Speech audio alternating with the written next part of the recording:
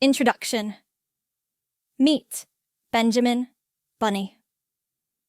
I first met Benjamin Bunny on a crisp autumn morning in a quaint little village. He emerged from a burrow beneath an old oak tree, with ears perked up and whiskers twitching in anticipation. His fur, a soft golden brown, glistened under the early sunlight. Benjamin is a lively, spirited rabbit with an insatiable curiosity and an adventurous streak. Unlike his cousin, Peter Rabbit, who often finds himself in sticky situations, Benjamin is usually the voice of reason, though he is not immune to trouble himself. Benjamin is known throughout the meadow for his charming personality and his bravery. He has an insatiable appetite for adventure and a heart full of courage. His favorite pastime is exploring the expansive gardens and fields that surround his home, often in the company of his best friend and cousin, Peter. During one particularly memorable adventure, Benjamin and I decided to explore the forbidden farmer's garden.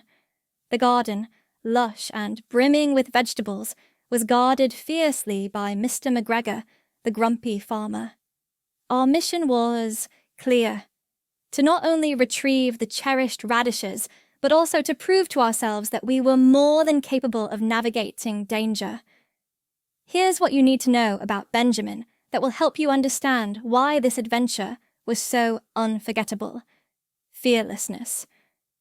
Benjamin, despite knowing the risks, never shied away from a challenge. Loyalty.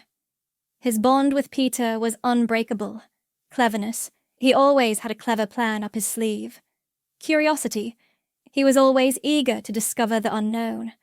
Armed with these traits, Benjamin Bunny was about to embark on a heart-pounding journey that would test his wits, bravery, and loyalty to the limit. The adventurous reunion with Peter Rabbit. I remember the day, well, it was sunny, and I had just visited the charming burrow where my cousin Peter Rabbit lived. As I trotted up to the entrance, the familiar smell of warm earth filled my nose. Peering inside, I found Peter looking rather forlorn, nibbling on a measly carrot. "Peter!" I called. His eyes lit up at the sight of me. "Benjamin!" he exclaimed. Hopping over with a burst of energy. We embraced and began chatting about our latest escapades. Peter had an idea, a daring one. "Let's sneak into Mr. McGregor's garden," he whispered. My heart raced at the thought, but the thrill of adventure was too tempting to resist. "All right," I agreed. "But we have to be careful." We crept through the woods, our little paws crunching softly on the fallen leaves. The garden stretched before us, an oasis of vibrant greens and tempting vegetables. The gate loomed ahead, slightly ajar as if inviting us in. Peter led the way with me close behind. We squeezed through the gate, and a whole new world unfolded. Tall rows of cabbage waved gently in the breeze, their sweet scent intoxicating. Carrots peeked from the soil, their tops shimmering invitingly. "Oh, Benjamin," Peter said, giddy with excitement. "Look at all this." We wasted no time, digging and munching, feeling victorious as we filled our tiny bellies. Hours passed in a whirlwind of chomping sounds and laughter. Suddenly, a loud rustling sound caught our attention. "Mr. McGregor!" Peter hissed. Our hearts pounded as the towering figure of the farmer emerged, anger etched on his face. "Run, Benjamin!" Peter shouted. We darted between the rows of vegetables, the garden suddenly feeling like a maze. Mr. McGregor's heavy steps thundered behind us. We barely managed to squeeze through the gate, hearts racing and whiskers trembling. As we collapsed in a heap, panting and laughing, I couldn't help but think how much I cherished these wild moments with Peter. Our bond only seemed to grow stronger with each new adventure. A forbidden journey into Mr. McGregor's garden.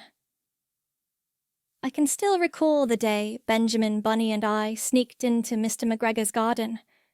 The air was thick with the scent of fresh vegetables and flowers. My heart pounded, knowing we were breaking all the rules laid down by our mothers. The garden loomed before us, a tantalizing maze of all green. "We have to be careful," I whispered, clutching Benjamin's paw with determination. The garden gate stood ajar, as if inviting us in. We crept forward, every step deliberate and silent, ears perked up for any sound that might signal danger. The beds of lettuce beckoned on our left. Rows of cabbages towered over our heads. Carrots peeked out of the soil, orange tops teasing us. We ducked and scampered, evading snails and hopping over rows to get closer to the most delectable-looking radishes. Suddenly, a loud, rustling noise startled us. We froze. Through a thicket, I could see Mr. McGregor's hat bobbing up and down. We hastily took cover under a large rhubarb leaf, our fur bristling with fear. Benjamin, always the braver of us two, suggested we take a detour through the flower beds to avoid Mr. McGregor. We crawled past the blooming geraniums and marigolds.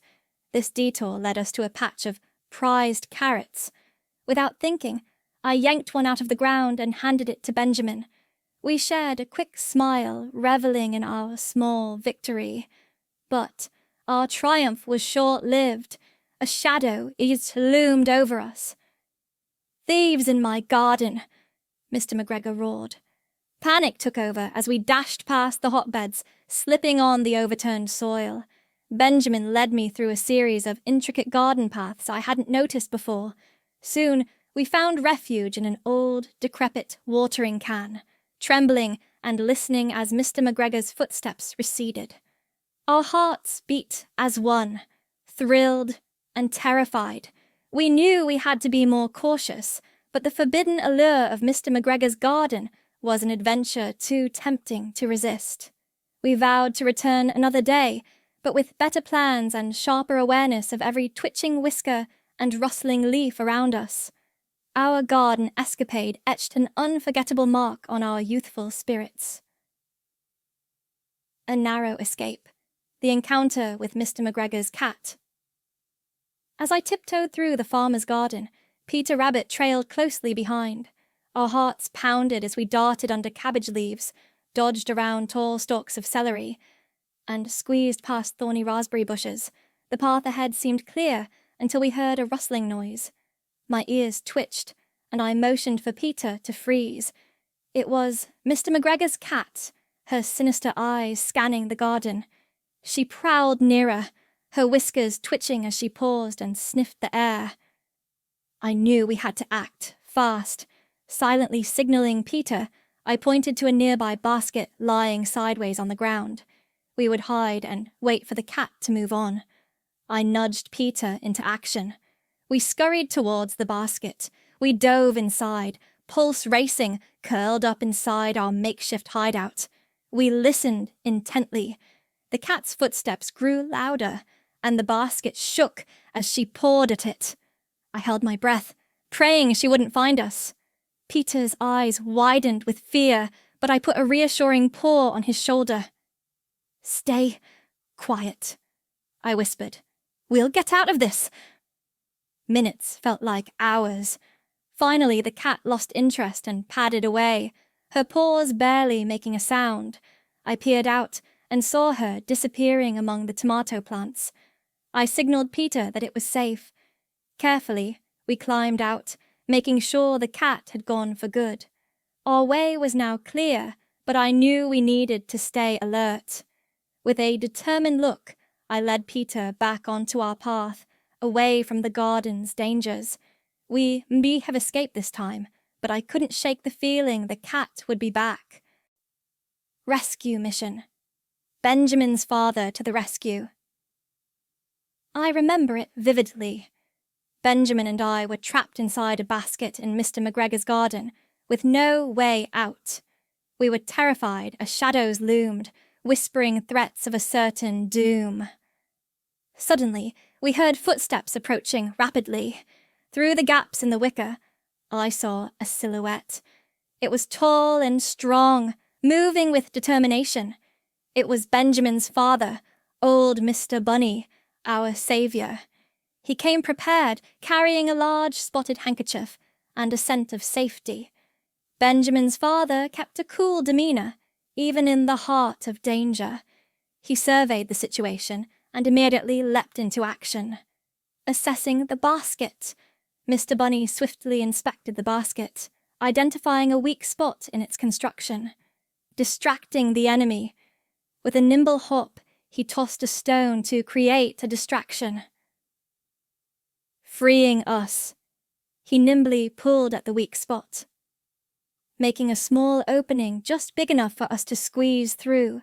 As he worked, he kept whispering, "Stay calm, kids. We'll be out of here in no time." His courage instilled a sense of hope within us. Suddenly, Mr. McGregor's cat appeared, creeping closer, her eyes gleaming with curiosity. Mr. Bunny wasn't deterred. He carefully tied the handkerchief to the basket's edge and instructed, "Climb, quickly!" We climbed with our hearts pounding, wary of the approaching cat. Mr. Bunny continued to distract her, waving his handkerchief and making enough noise to confuse her. His tactics worked. The cat prowled toward the wrong direction. Once free, Mr. Bunny guided us through the garden, avoiding Mr. McGregor's traps. He knew every nook and cranny, leading us swiftly to a hidden burrow. Inside the burrow, safe at last, Benjamin's father wiped his brow and gave a sigh of relief. He hugged us both and said, "I'm proud of you, son." Back home, safe and sound. It was late afternoon when Benjamin Bunny and I finally emerged from the dense underbrush, hearts pounding and tails twitching from our daring escape. The sun cast a golden glow over the meadow as we made our way back home, cautious but exhilarated. "We did it, Peter! We're safe!" Benjamin exclaimed, his voice filled with relief. As we neared the familiar burrow, I could already smell the welcoming aroma of Mama's freshly baked carrot pie. I felt a wave of comfort and longing for the safe confines of our home. Upon reaching the entrance, we were greeted by our families who had been anxiously awaiting our return. Mama rushed over, scooping us into a tight embrace.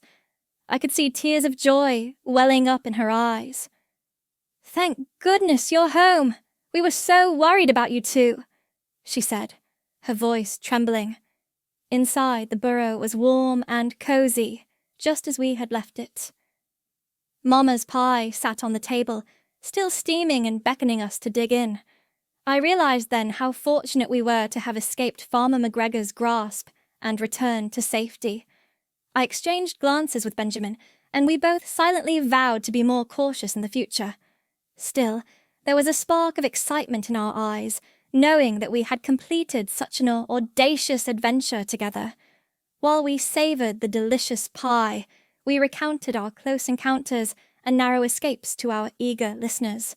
Everyone marvelled at the bravery it took for us to return with Farmer McGregor's produce: juicy carrots, crisp lettuce, fresh peas.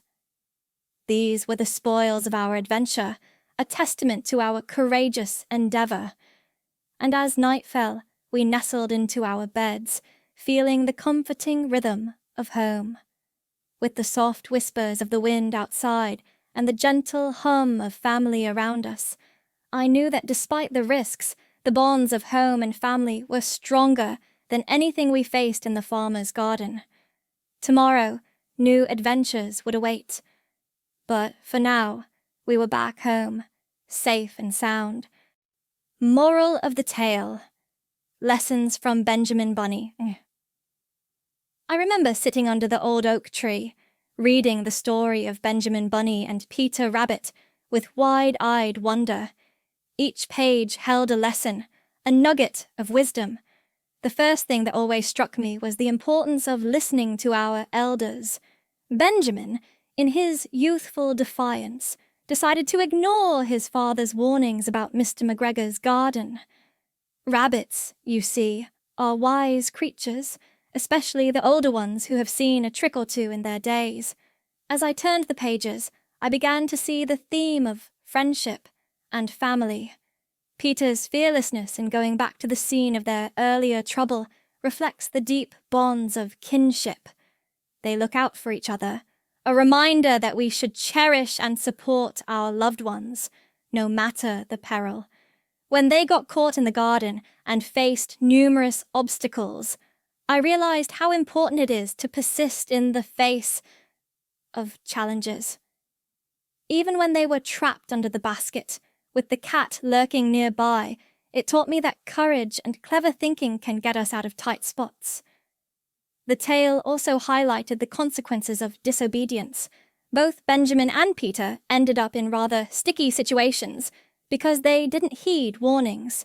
Through their misadventures, I learned that rules often exist for a reason, and keeping to them can save us from unnecessary trouble. In the final chapters, it became clear that forgiveness and family unity are central to these bunnies' lives. Even when Peter got into mischief, his mother always welcomed him back with open arms. This unconditional love is a cornerstone of family life, teaching me the value of forgiveness and understanding. In the end, Benjamin Bunny and Peter Rabbit's escapade is more than just a fun read. It's a cobblestone path of moral lessons, guiding us through the whims and ways of life, much like the paths those bunnies would hop along. Their story is a gentle reminder of wisdom that remains timeless.